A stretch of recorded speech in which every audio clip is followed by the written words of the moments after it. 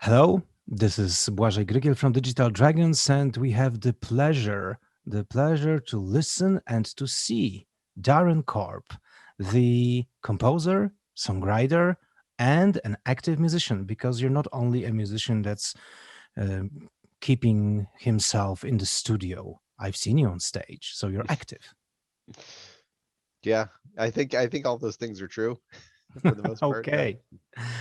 Our first and I think one of the most important things that we are going to talk about is, of course, Hades, the game that brought us today together. But it's going. I hope it's going to be an introduction to something bigger. As I can see behind you, there's a set of drums. There is a synthesizer. Is it Moog? Yeah, it's a grandmother matriarch. It's a Um, Matriarch grandmother. Okay, so it's a very classic analog synthesizer. yeah, fairly new. I'm still familiarizing myself with all the knobs, but Oh it's yeah, the it's a lot of fun. knobology. This is very very No, difficult that's a thing. lot of fun.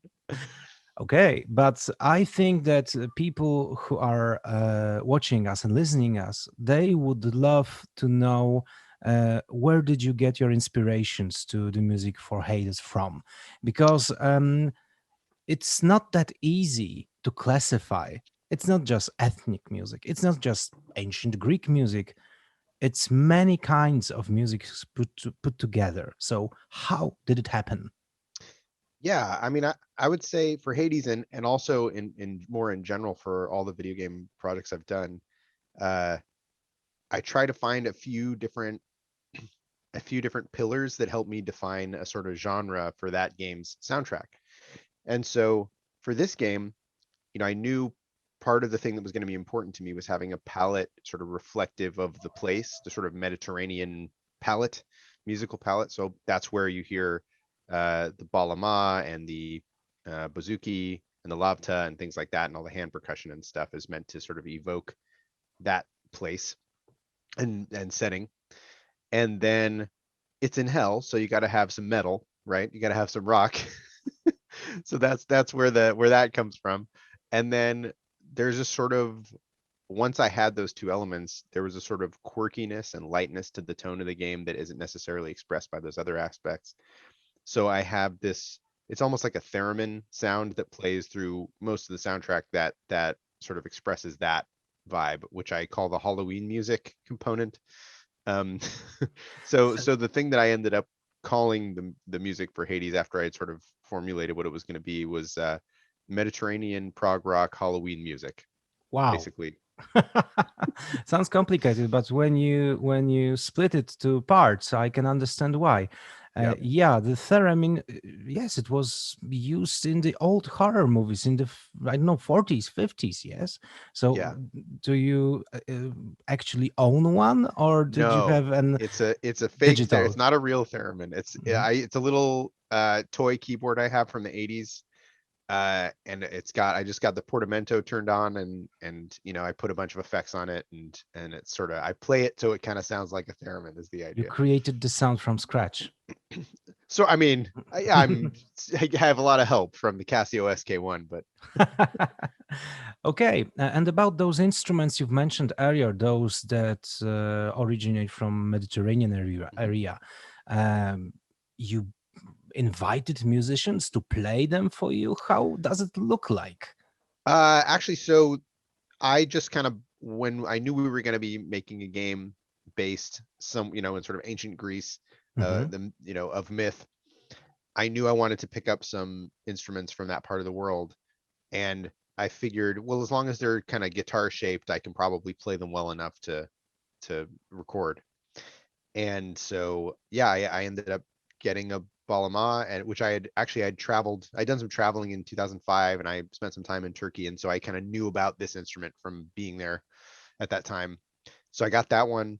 I got a bouzouki, which I had seen before, and I'm familiar with. It's like kind of a giant mandolin, so I kind of understood what the deal was with that one. And then a lavta, which is something that I discovered through research, which is sort of like a Turkish lute kind of. Hmm. Hmm. It has nylon strings and it's got four courses of strings, three of them are doubled, and the bottom one is just like a bass note kind of. Mhm. Um, and yeah, it's got a really cool sound, and it's got the microtonal frets, and it's, yeah, it's very interesting. But it still more or less plays like an instrument I can play basically. So I think it's a big fun of the job, the great part of the job that you can collect the instruments. Yes, yeah, because everything has its place, and even if you won't use it now, in the future, it's going to be necessary, of course. yeah, for sure. Okay, tell me about constructing such music for Hades. You said that you wanted it not only to sound Mediterranean in terms of instruments, but also in terms of mood. Mhm. Did you actually had have to study the Greek culture, the ancient Greek music, and so on? You've said that you've been to Turkey, so you've done Mhm. some research earlier. Yeah, I've been to Turkey and Greece a long time ago, and certainly tried to absorb as much of the sort of music uh, of the place when I was there. Um, though, that being said, I did research into sort of ancient Greek music and music that was like, if you're actually going to go back to like the classical Greek period, the music is not what you want it to be when you imagine it. It Hmm. was my experience. It was very simple, and the instruments that they had were not really like, it was these weird instruments that only had like five notes on them and stuff. So it was not conducive to making the kind of music that I was hoping to make. It wouldn't Um, work in a game. yeah, so I just sort of, you know, I mean, and even of course the instruments are not from that period, right? They're much, much newer. Hmm. Uh, the bouzouki being, I think, maybe from the last century or two. It's not very old. Um, so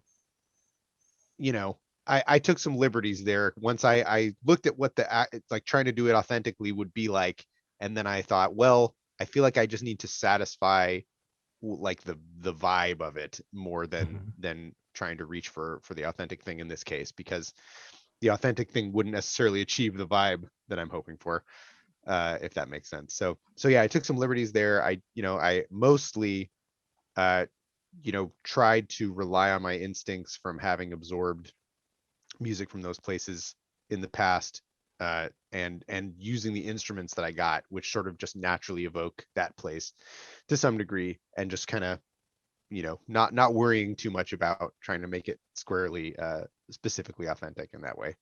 Okay, and let's go to the exact process of making music, Mhm. because when you work with developers, with people who actually make the game, write the code, create the graphics, the world, and everything, how does it look like? They send you, for example, some, I don't know, keynotes or a plan.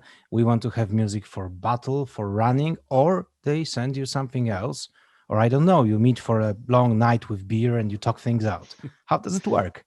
Yeah, so at Supergiant, I'm actually technically the audio director. So I'm full time on the team, part of the project from the very beginning. So, Greg Kasavin, our creative director, will sometimes say, hey, here's what we're thinking, and he'll create, you know, a lot of information about the setting of the game and the world. He'll make this massive world document, and he has all the information about, kind of plans for the story, and sort of, if there's any question about what we're going for tonally and stuff, he's a really great resource. But for the most part, at the beginning of the project, we all have these sort of shared high level ideas about what we want it to be like, what the tone is going to be like, and what the setting is going to be, and what kind of feelings we want to evoke. Um, and I'll just sort of start experimenting and trying to develop a style of music that makes sense and a palette that makes sense for those ideas.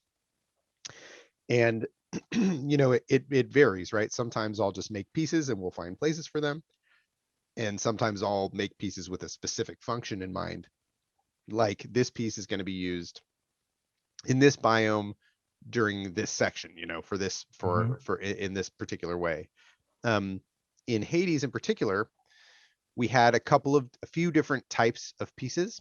The main type, I would say, is the sort of biome music, is what I call it, where it's music that can play in a sort of playlist for a particular biome. right? So there's a section of Tartarus where one of four Tartarus pieces will play, in a kind of in a Hmm. list each time you experience the biome. And they'll play sort of Mediterranean section, the sort of folk section. There's like an intro synth section with some pulsing synths and some light percussion, and then it'll advance after a certain number of chambers to the Mediterranean folk section. And then after that, once you get to either a mini boss or a boss, it'll kick into the hard rock sort of boss music for that piece, which is essentially the same arrangement or the same piece with a different arrangement, a full rock arrangement. So it's like Uh, it's sort of a saturation. Yes, you've got a motive, a melody, and you add, I don't know, more levels of that melody, more instruments. Each time something changes in the environment of the game. yeah, I think that's a good way to put it. Uh-huh. And in addition to that, because at the beginning I understood that this was going to be a roguelike game that you could play for hundreds of hours and experience this music a lot of times. So I wanted to try to get a little bit more longevity out of the piece. I didn't want it to become tiresome as quickly. So I tried to find ways to implement it that would give it some more legs so that the way you're experiencing it changes, right? So we developed a system where I have the pieces as three stems. I've got a bass stem, a guitar stem, and a drum stem, which has some synthesizers on it. And basically what happens is whenever you enter a new chamber, the drums plus either the Mm-hmm. bass and guitar, or nothing else will play. And then when you defeat all the enemies in the chamber, the drums turn off. Mm-hmm. And then in the next chamber, it'll randomly roll that combination again. So it's sort of a semi-randomized stem arrangement for each chamber that you go into, so that you're Mm-hmm. never hearing the piece quite the same way each time you play, to add a little bit more variety to the experience of listening to it. When you start composing, creating, and I assume also recording at the same time, do the developers give you some guidelines considering the engine of the game? For example, do you discuss the way the sounds are going to be played throughout the gameplay? Just as you said here, there is an engine that picks up the Hmm. proper part of music and Hmm. even mixes some parts of the music, yes, Hmm. in the proper locations. So Yeah. uh, do you sometimes suggest the developers, guys, that could be this way, or do they just send you guidelines? We've created this system and you have to fill these spots with music. I would say usually it is me saying, "Hey, I have this idea for how to do this," and then we implement it. And that's basically how it's worked, I think, on every project pretty much. In Bastion, we didn't have a lot of options because we were using um, a sort of not very powerful audio middleware. But since then, we've been using Fmod Studio, and each project we've taken advantage of the powerful features that has, multi-channel audio and dynamic mixing stuff, and all sorts of things like that. So yeah, the thing that determines a lot of that stuff is how I set up the Fmod project and how I set up individual pieces in Fmod. Um, and yeah, basically anything you can imagine, you can do pretty much with the audio, as long as it's going to be performant and not take up too much processing power to execute it live. Like if you have sort of 20 stems that are Mhm. supposed to play all at the same time or something, they'll probably desync because whoever's, whatever hard drive you're using to play the game is not going to be fast enough to stream 20 stems of audio plus have all the gameplay. So That's what I wanted to ask you about. What tools do you use exactly to mix those stems? How does it work? And yeah. what tools would you recommend to other people who create music for games and games? Sure. Yes. So I do all my production in Logic Pro, which is my DAW of choice, digital audio workstation, in case you are not familiar with the abbreviation. And yeah, I love it. I find it to be really powerful for what I do, and it has a lot of wonderful presets. Is sort of my favorite thing about it. Like out of the box, it comes with a lot of incredible plugins and great presets for everything. So if you have an idea for how something might sound, like I want this to be kind of like a hard rock guitar with this kind of a vibe, you, you can just kind of browse through this giant library of presets. You click on it, you play your guitar. It's like, oh yeah, that's pretty much what I was thinking. And then you tweak it, and there's just tons and tons and tons of options for that kind of stuff. So what I like about it is it allows me to go from my idea to an approximation of that idea really fast, hearing an actual thing back to me. So um and it's just it comes out of the box with like basically everything you need. Of course you can buy other stuff and enhance your capabilities, but it really has a ton of great stuff out of the box. I'm not paid by them. I just like it, honest. Um uh and then once I compose the piece and record it in Logic, I will decide how the stem arrangement is going to work. And essentially the stems are rendering out just different submixes of the track, right? So in the case of Hades, it's just the bass on one track by itself, whatever guitar instruments on a track by themselves, and then all the percussion and keyboards on their own track. And uh and then once I have those, I load them into Fmod, which is the middleware that we use, which is the way that it's a software that you use to determine how the audio interacts with the game engine. And basically, you set up something called a queue in Fmod, and I have it looks. One thing that I like about Fmod Studio is that it's timeline based, so it kind of looks like a DAW. It looks like Logic or a program you may be familiar with if you're familiar with digital audio stuff. So you load the tracks as you would in a DAW, into 3 different tracks in a queue. And if you press play, they'll all play back normally. And what I do is I set up different knobs, essentially volume knobs for each track that you can control through script. And so the script will just say, when this knob is set to 0, you don't hear the drums. When it's set to 1, the drums are at full volume. And that's it. I mean, it's very, very simple. And so we call for that stuff in script.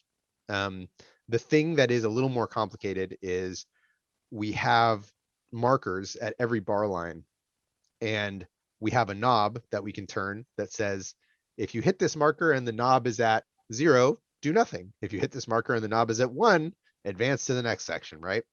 Mm-hmm.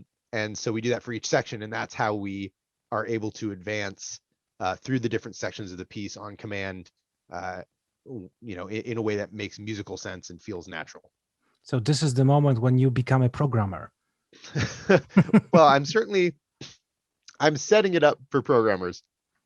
I'm not doing any programming myself really, but I do some very light code, light scripting. No, not code. I just do some very light scripting. That's all I do. Okay.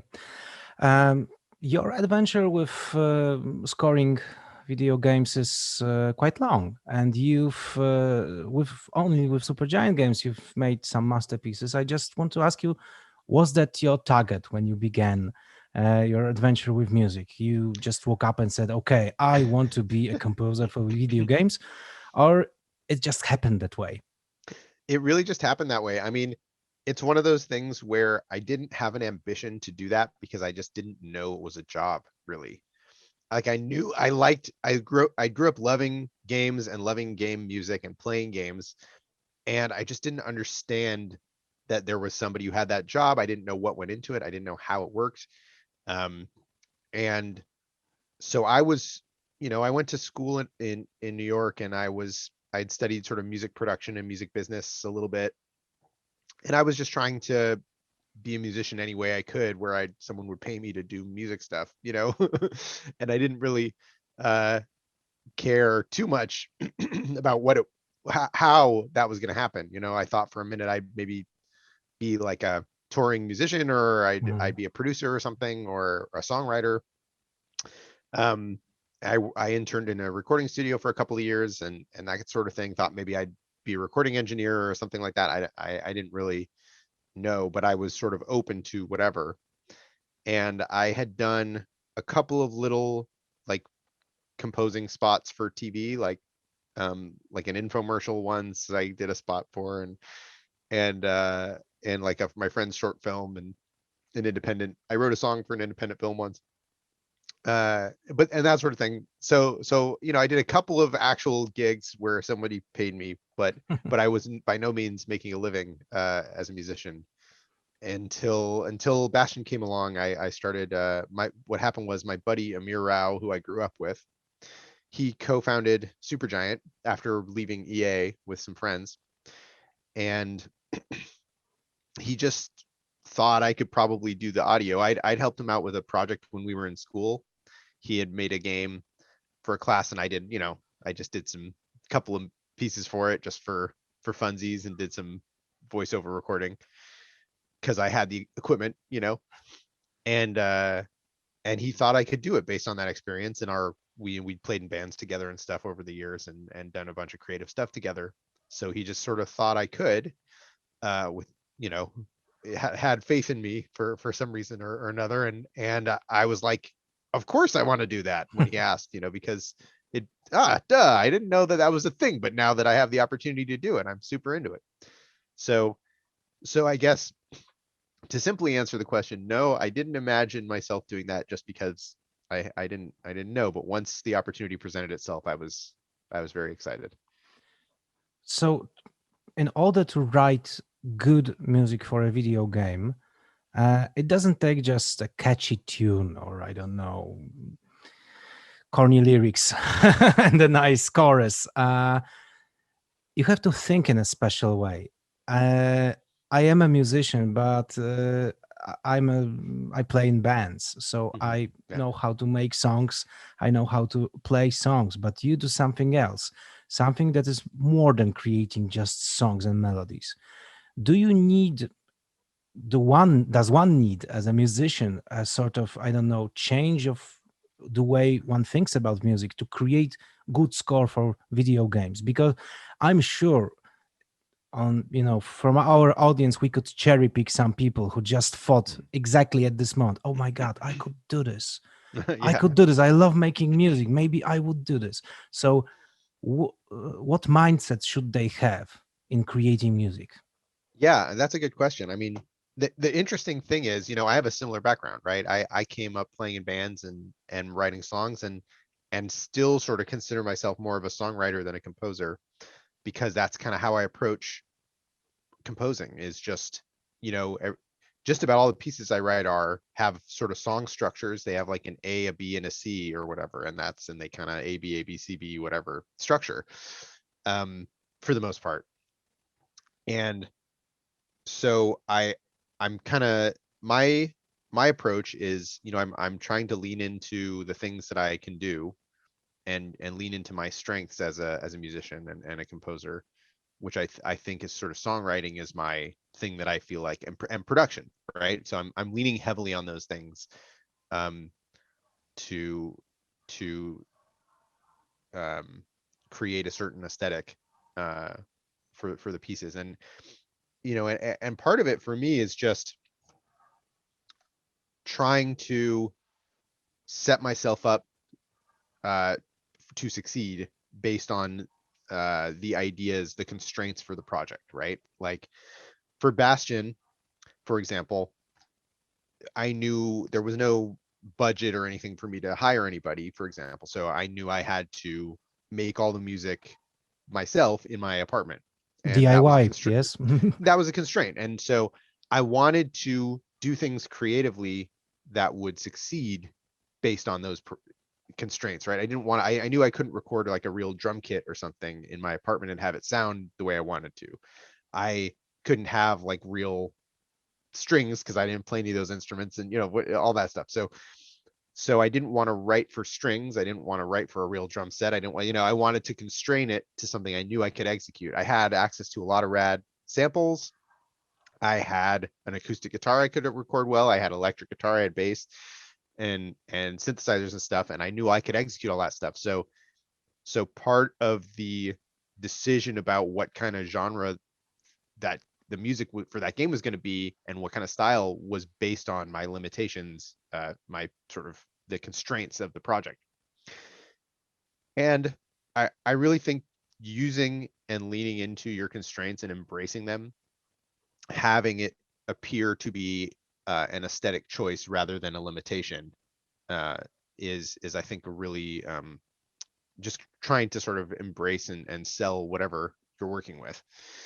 Um, for example, I try to not use fake strings or whatever, just because I don't feel like I can convincingly make them sound real, right? So if I do use fake strings, I'm using like really on purpose. They sound a certain way. I'm using like mellotron strings or something that clearly has a sound that is not real strings, but is evocative of strings, Um, so I think that's something that I've carried through with me on each project, is trying to play to my strengths and trying to set up a genre of music for a particular project that I'll be able to execute um, confidently, if that makes sense. You've I'm very happy because you've jumped to the question I was prepared to ask. Excellent. I've got two friends who are musicians. One of them is a rather a guitar player. The second one is a keyboard player. The Yeah, guitar player collects equipment, loves hardware synthesizers and yeah, stuff. The keyboard player is a fan of VST plugins, and he always says, "Man, I can put all those things you carry in one box, and it yeah, works." yeah. So my question for you, Darren, is: you prefer digital or the real sound of instruments? How do you Gosh, work? you know, I'm sort of a little bit more of a mercenary about that. I'll just be like, whatever works, do that. I appreciate the real. I've got this analog synth sitting right here. I appreciate the real stuff when you have it, and sometimes it's just more fun to play with that stuff and experiment, and that fun can be heard in the music. Sometimes I think it's more the enjoyment that you get from noodling with the equipment, because you could pretty accurately, I mean, there's a soft synth that'll accurately reproduce the sound of this probably, but uh and it'll be faster to dial in the sounds and stuff, but something about the way that you can experiment with it, and there's something about just running a cable through a pedal and seeing what happens to it when you run it through your pedal that you have, that you like, your weird delay pedal or whatever it is. And there's something exciting about that. So I think whatever works for you in terms of uh, whatever is the most inspiring for you is the way you should go. I mean, neither one is right. They both have huge advantages and disadvantages to the other one. So I think for me, I try to use a blend as much as I can. Even though I've got this real kit sitting here, I usually use an electronic kit sitting right over there to input all the drums for the stuff that I do, just because I don't have the means to make a great recording of drums in my house. So I'm sort of choosing the option that'll allow me to get the best result, even though I've got both options kind of available to me, if that makes sense. Still, I've seen you performed live with an orchestra. It must have been something. Yes, that was crazy. That was a lot of fun. We did a couple of those shows. We did at PAX West 2019 and PAX East 2020, just before the pandemic, right? Like the week before. Um, Ashley Barrett and I, we sang, we did a, sang a bunch of Supergiant music with a chamber orchestra. Austin Wintory was conducting. Yeah, it was an unbelievable experience. So much fun. And we actually recorded an album of all that material at Abbey Road in between those two performances. So yeah, it was pretty unbelievable. That whole stretch of like 6 months or so was so much fun. Uh, and it was one of those things where when I was, Ashley and I rehearsed a ton for that first performance in Seattle with just a record, like a MIDI recording. We like sing along to the MIDI mock-up.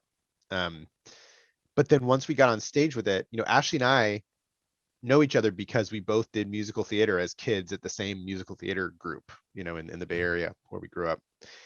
And once I got up there doing that, I haven't done a musical since high school.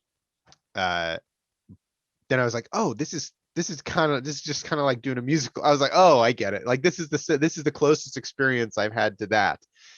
Um, So after that initial performance of that, it sort of made more sense to me. It's like, oh, this is just got it. This is just like doing a musical, no big deal. I was really nervous going into that first one, but it was, yeah, so much fun.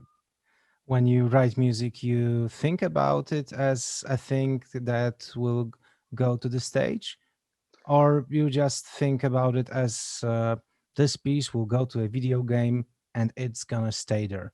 Because as you can see now, you do shows with video game music. Yeah.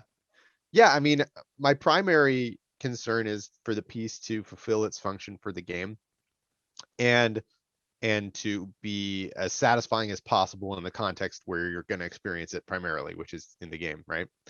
And of course, would love for it to be able to work outside of the game and, stand alone sort of on a soundtrack. And I account for that to whatever degree I can when I'm, making the whatever, if there's any edits or something that I need to make for the soundtrack, I'll try to take that into account. And then for playing stuff live, Ashley and I primarily when we play live, we'll play just the two of us and I'll play an acoustic guitar.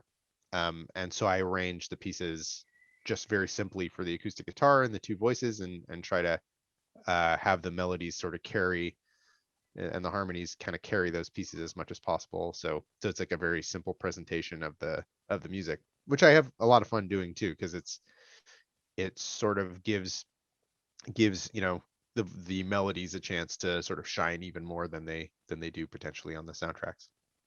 Tell me, because soundtracks from the video games you've made for Supergiant games, they quite often work well as standalone albums. I've seen the numbers, and I can see that people like to listen to this music in their spare time, also when they're not playing the exact game. Mhm. So, how do you view, the video game, I don't know, industry as a way to promote your music, to promote your art as a musician? Because especially during the pandemics, when all the stages around the world have been closed. Sure. Yeah, it's a really interesting question. I mean, for me, I find my attitude sort of is that the music is all an advertisement for the game, sort of. Like it's all sort of, I mean, it's incredible for people to listen to the soundtracks and for people to buy the soundtracks. It's awesome. But sort of my primary, the way I view the music is that it's sort of it's like, oh, you like this music? Check out this game, So and it's I'm really flattered that people continue to listen to the music, long after they've finished the game and stuff. That's incredible. And on some level, I feel like I have a little bit of an unfair advantage as a composer over someone who does not have their music in a property, in a thing that people experience. And it sort of like gives you an emotional sort of backdoor to people's hearts, where you hear this music in a context and the overall context makes the music mean more to you because you're hearing it that way, or you hear it a lot, right? And it sort of worms its way into your brain or whatever it is. So that being said, uh, I really I think it's incredible that people find joy from the music, outside of the context of the game. That's awesome. But in my mind, it sort of goes the other way where I'm not using the games to promote myself or the music. We're trying to do the other thing, right? Mhm. Yeah, there were some musicians who made quite a lot of new listeners adding their music to the games. I'm sure you remember Wipeout, for example, Hmm. and the rise of techno scene, Oh yeah, which was with this game. Or I don't know, that there was the Quarantine video game with hardcore punk music from the underground. And, that's why I wanted to ask you about it. But as you say, video game first, the game yep, first, and music second.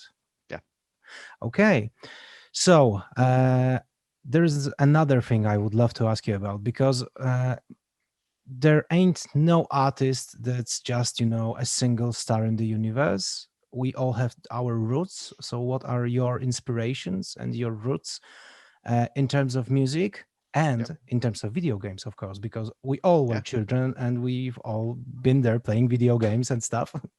yeah. I mean, I think, it's interesting. I didn't really, um, give much credit to this until recently, like until I, but I realized, as a kid, I grew up a lot on musical theater. My parents listened to musical theater, and I did plays and stuff.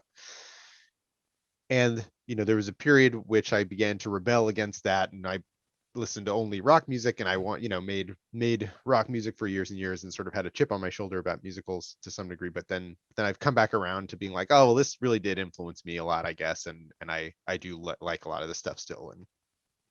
And so that's um one of my favorite bands sort of throughout the years. They Might Be Giants. I've listened to them countless hours, and they're a band that blows my mind because they've been around since like the early 80s, middle 80s, and are still releasing good albums somehow, like creative, interesting albums, like, 30 some years later. So that's amazing. Uh, the first couple of Weezer albums were really influential to me. The Beatles, Led Zeppelin, Jeff Buckley, you know, Pixies, all sorts of stuff. This band called Spiraling, I really love. Uh, Ozma is another one that I really love. They're a band from Pasadena that sort of like cut from the Weezer cloth, but I think it does some more interesting stuff. Um, yeah, a lot of that stuff. And these days, I'm really, really getting into Lewis Cole and Knower, Knower. That's some of my favorite stuff. And Wolfpack, I'm really enjoying. And the sort of like, yeah, weird like music school bands. I don't know what to call them, but like really technical, but also really interesting and creative and fun. Lewis Cole in particular is one of the most not inspirational, inspiring musicians that I can think of at the moment. His stuff is all mind blowing and really wonderful. Okay, and So do yeah, you have video game music inspiration of sorts? Were there any music in a video game that got to your heart? absolutely. Yeah, the very first video game where I noticed the music and was really kind of like puzzled and wowed by it was when I was a little kid on the NES playing Marble Madness. The music for that game, specifically the NES version, I think is super cool because it's really weird sounding. It's very like kind of strange compositions that when you couple them with the Nintendo synth and whatever choices they made to sort of get it to work with the limited number of voices and stuff, it just sounds rad, really cool and weird. Um, so I love that music. Uh, Dungeon Keeper, the very first Dungeon Keeper, is a really big influence on me actually because if you go and listen to the Dungeon Keeper soundtrack, it's like half weird ambient spooky sound design that kind of seamlessly flows into this weird industrial music and then kind of back into creepy sound design. And because the way that the audio worked for those games, the CD-ROM is 1995, I think, or something like that, and they only had the ambient audio track was just one track on the CD, so they'd have to get all their ambience and the music on the same track. It's so smart. I mean, it really that game more than a lot of other games, they really like executed on this cool tone and the quirky. It's like a quirky kind of spooky vibe in that game, and they really nail it. Um, that was one of the first times I actually took a game and like burned it to a CD that I could play in my car. I like took the actual game disc and because it was one track was the game and then the other 8 9 tracks were the music. So that's another really influential one. I think, and another one, that I played so much, the music just sort of seeped its way into my brain and soul was Fallout 2. I just played the heck out of that. Mark Morgan's score for that game really really got into my into my bones, I think, for sure. And those are some of my favorite games too. Actually, that game in particular is one of my favorites of all time. So now this is the time when you just get the great reviews for Hades project, but I'm sure you're not thinking I don't know about holidays or retiring. You're working on something else, are you? Yeah, just trying to keep busy and figure out what's next. I mean, it's interesting because like the fallout for Hades in terms of the sort of blast radius of the game is much bigger than our other games, right? in You were terms of surprised the, by it? yeah, I mean, we were optimistic that it would, like do as well as one of our other games, kind of, but I personally did not understand. I don't know that any of us understood or even sort of hoped that Hades would do as well as it has done. It's sort of our best performing game by every metric, review wise, and in terms of sales and awards and all that stuff. So um, it's it was really crazy and incredible, um, the response to that game, and I don't think any of us quite predicted the intensity of the reaction to that game. Just seeing people, random people I follow on Twitter, not related to games at all, be like, "Oh man, I'm gonna go play some Hades." Like, what? Like, it's crazy. Like, it rose to the level of sort of general conversation that none of our games, I don't think, had ever done before. Yeah, and So even your music has been and is being covered by other musicians. I've seen the yeah, funky disco version of oh Hades yeah, music. yeah, yeah. It's incredible, and so it's awesome to see that, and all the fan art and all the memes and all the, yeah. It's just really cool, and so by extension, the sort of demand on our time as a team for to support that tale is more than it's been, right, on each subsequent game. It's like a month or two of kind of patching the game, support, answering support, whatever, doing some interviews, and then it's kind of heads down on whatever's next. And this time it's just been it's been crazy. So yeah, we're just still figuring all that out, I think. Thank you very much for your time. Yeah, And I hope we will meet just after your next project. yeah, that would be great. I hope you'll be working on one soon and it's going to bring you a lot of satisfaction. Thank you for your time. Thank you on behalf of our audience. And we hope to see you next time live on Digital Dragons, of course. Thank you for having me. Thank you.